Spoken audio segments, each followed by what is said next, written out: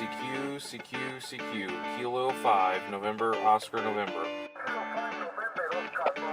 Kilo 5, November, Oscar, November, TRC. Kilo 5, November, Oscar, November. Kilo 5, November, Oscar, November. Kilo 5, November, Oscar, November. Kilo 5, November, Oscar, November, is correct. Hey guys, K5NON here, and I've got some Chinese radios. Whether you love them or hate them, they're a reality now on amateur radio.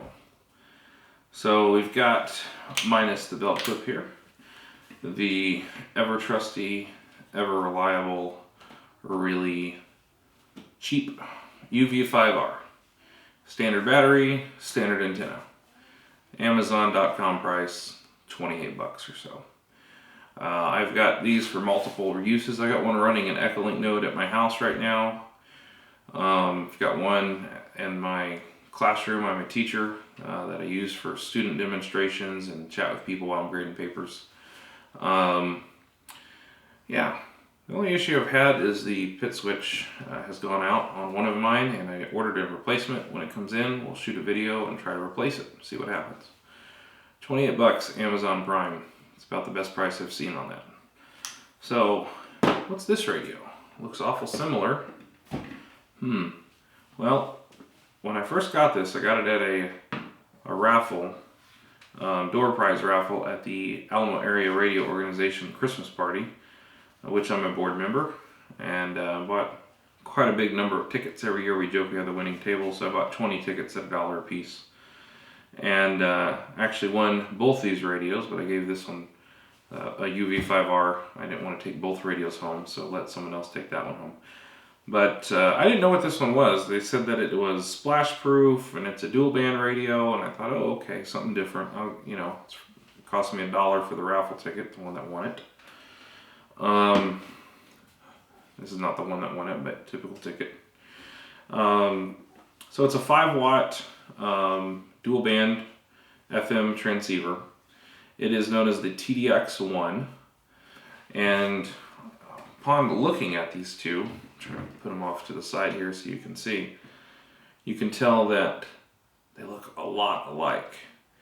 I jokingly said at the Christmas party, the Baofeng is like the Honda, this is like the Acura. The Baofeng's the Toyota, this is the Lexus. The Baofeng's the Ford, this is the Lincoln. Chevy, Cadillac, you get the idea. So my friend said, well then what's a Yaesu, Icom, and Kenwood? Well, I said that's probably like a Mercedes-Benz or BMW or something a little nicer. So it's not just looks though. If you notice, let's go over the looks. First thing you notice is the knob up here is shiny metal. That's kind of cool. It does help you grip it a little bit, but I never really had any problems gripping this one. The weight is about the same. This one might be a tad heavier. You notice the faceplate here, the champagne fake aluminum finish. It actually looks quite nice in person. This antenna, if you notice the height difference, I mean, look at the monitor here, you see that the height difference, the antenna is a little taller. I don't know if it has any more gain. There's no specs that I saw on this radio. The light up here at the top is in the same location, but it is a little more encased. This antenna, when I cinched it down, definitely had some rubber biting into the plastic. So maybe it is actually splash proof to some extent, although I pretty much think a $28 radio is splash proof, because I mean you can go get a new one. Not that you would want to do that, but not that I would want to test this one out either. But the box here does say that it is IP65 splash proof.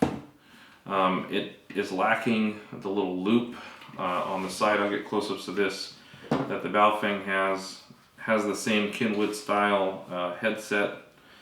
The belt clip screws on to the Baofeng on this one. It is a plastic molded, I don't know if I can undo it, clip.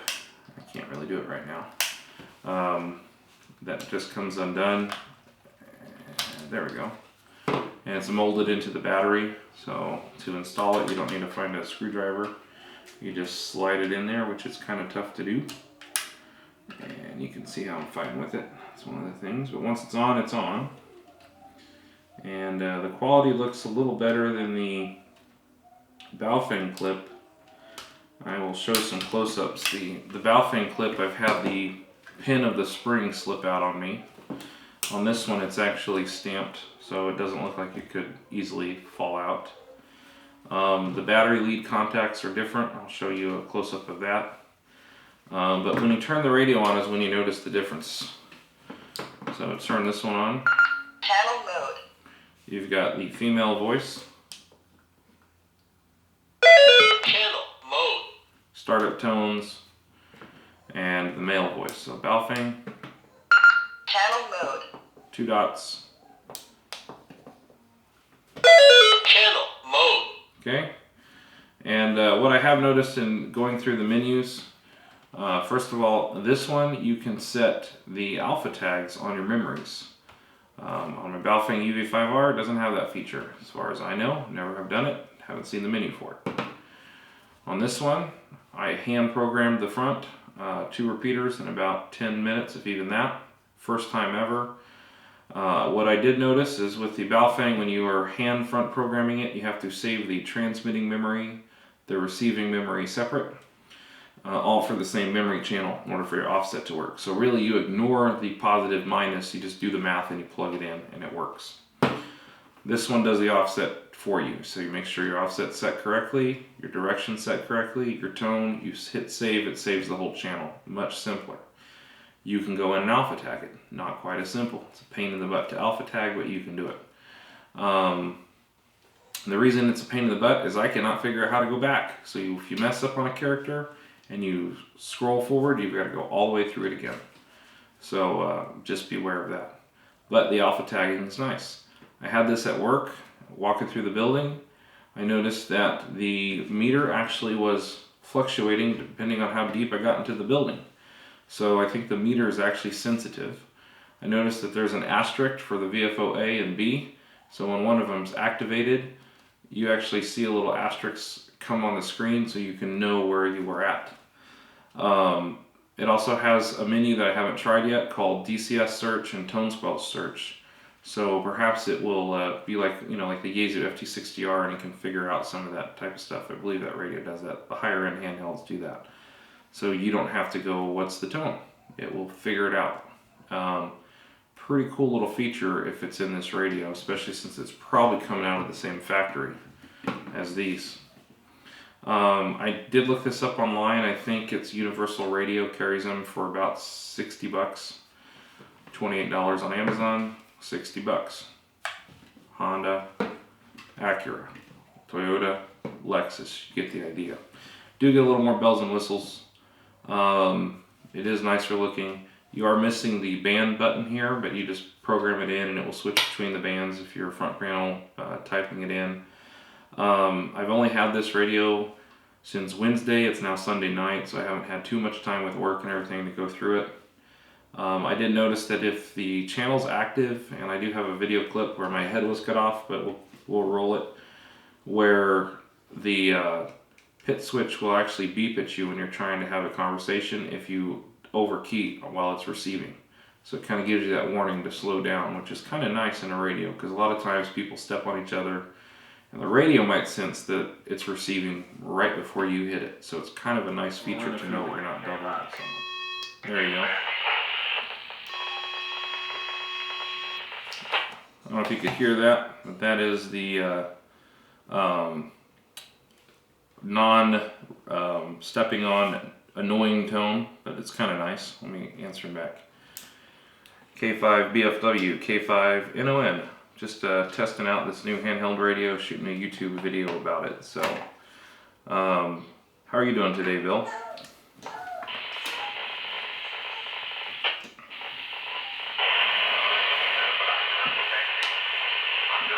This one I don't think has that feature. I've never noticed it before. So, there it is. 9 p.m. You can hear the repeater IDing and saying 9 p.m. The beeping was me pressing the switch here. You were not transmitting. So it's not letting you transmit on receive mode, which is kind of cool. Just a nice feature, because we've had some issues in the area with some jammers getting these, jamming up the repeaters when they're active. It's going to be a little harder when this feature is built into this radio that you cannot transmit when it's receiving. So if they have the repeater programmed in correctly, it's not going to work that way. So the box is nice and colorful. I remember this one came in a brown box. You get the fancy box, all the colors. Okay, so that's that. And it is a little more refined looking all the way around. I'll get some close-ups. The chargers, let me scoot these out of the way. The chargers are similar. In fact, I think if we were to take them apart, you would see that they're probably the same. The TDX One is a little smaller in form than the Baofeng, so that's something to consider. I have noticed with the Baofeng, if you leave your Baofeng charge overnight, the red LED goes to green, and if you don't unplug it, at least with mine, when you drop it in again, it still shows green, even though you know you've been using the handheld all day or the battery's dead. So I always have to unplug and replug. So if you don't want to do that, I have not had it long enough to actually wear the battery down, but you can do that. It does tell you the voltage when you turn the radio on. However, there's a menu where you can have your call sign displayed. You can have it say any text you want. So that's another feature of this Lexus version of the Baofeng. So the wall warts both have that kind of mysterious bump by the plugs. I bet if we take them apart, they'll be very similar, but this one does not have an LED. So the TDX One wall wart does not have the LED to let you know there's power. The Baofeng one does. Plug the charging voltage from the output. This one says, the TDX One says it puts 12 volts into the charger. This one says that it puts 10 volts, 500 milliamps, 500 milliamps. 2 volts, I don't know if that's really a difference. I can put it on a meter and measure it. But like I said, they're very similar, identical looking, probably the same motherboard, if you will. Although I did notice there's some changes to the button placement. Here you've got the pit switch in the middle on the Baofeng. Here it's at the top on the TDX One. The tops are the same. I'll get close-ups of these. You are missing the band button, as I mentioned, and the buttons have been moved where you don't have the top and bottom button. They're all down here. So the actual placements of different menus have changed. So like on this one, button 2 is transmit power. On the TDX One, button 2 is squelch. So that's it. Like I said, I only had it a few days and just wanted to pop this out there because I have not seen this on QRZ or anything like that. So if you're wondering what in the world a TDX One is, it's the Lexus version of the Toyota Baofeng. K5NOM. We'll catch you later.